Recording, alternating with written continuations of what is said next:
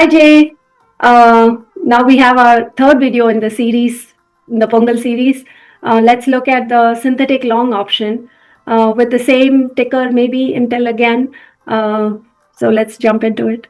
Sure. That's a good one, Ramya, especially, you know, in the bullish series to cover something like a synthetic long option is pretty good. What is a synthetic long option? I think possibly, we should discuss this before we get into simulating what we want to see.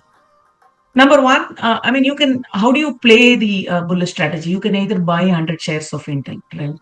Instead of just buying 100 shares of Intel, is there a way to kind of look at two different options which can give you the same exposure, but you don't have to spend so much?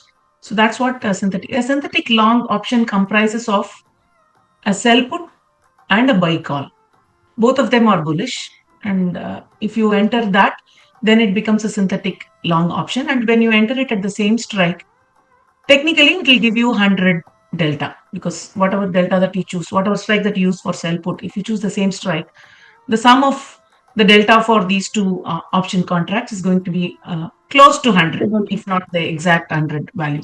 So which means that it is actually letting you play with 100 stocks of the same ticker symbol.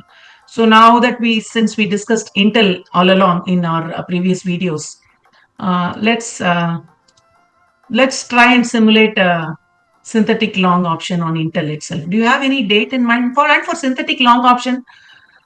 I would even go, as far out as possible, because if you are long term very bullish on this, and this is a small ticker symbol, you can go quite far out as well.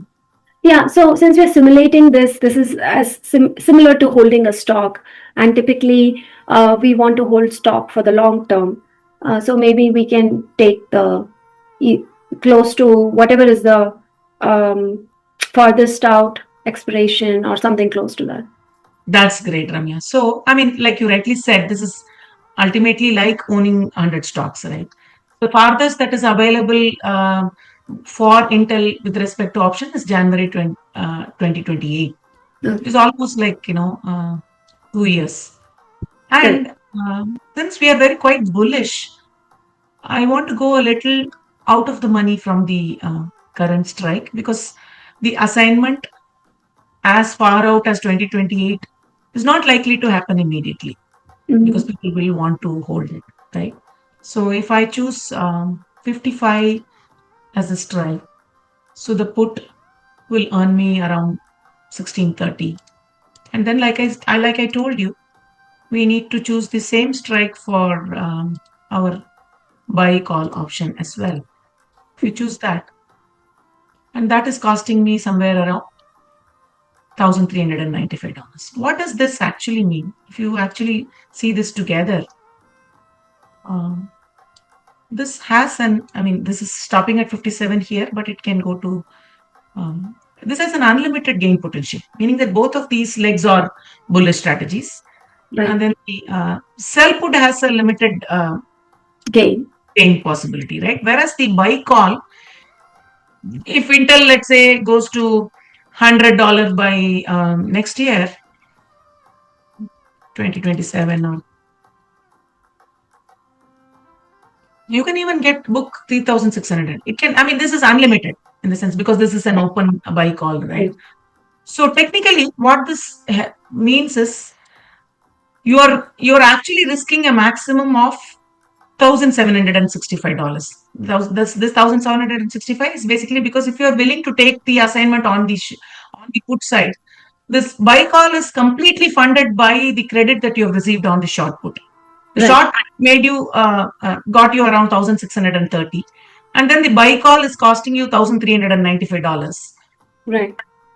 So let me understand this, Jay. So what this means is basically when we enter the strategy, which is equivalent of holding a stock, we are really not putting any money out of our pocket. We are actually receiving a credit, about $235 credit for getting into this strategy, right? So that itself is a big plus. When if I look at it from the view of instead of spending on 100 stocks of Intel, right? Absolutely. And then the downside of this is it's possible. Yeah, the only thing is you will need to have the margin that is needed for taking up this assignment. Right. That margin is, if on this alone, it is 50, still 55, and you're receiving this much of credit, right? So Right.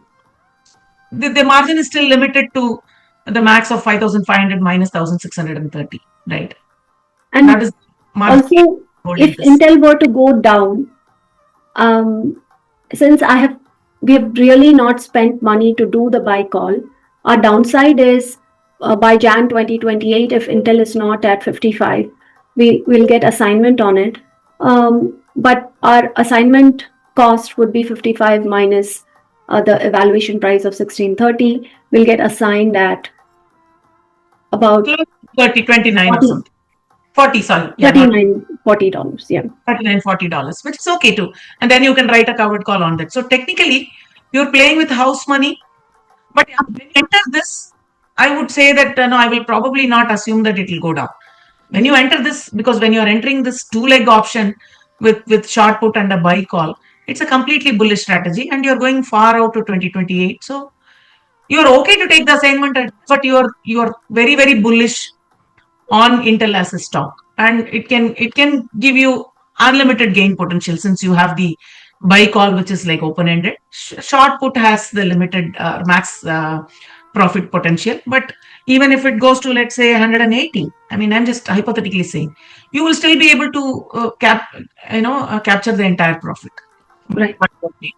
So that is the advantage of entering a synthetic long option instead of buying 100 stocks of it, because you're playing with the house money, and that is giving you an exposure of holding 100 stocks of Intel. And since you're going far out, technically speaking, you're much better off than holding just 100 stocks of Intel, because this is a much better way of generating the reward for the same amount of money.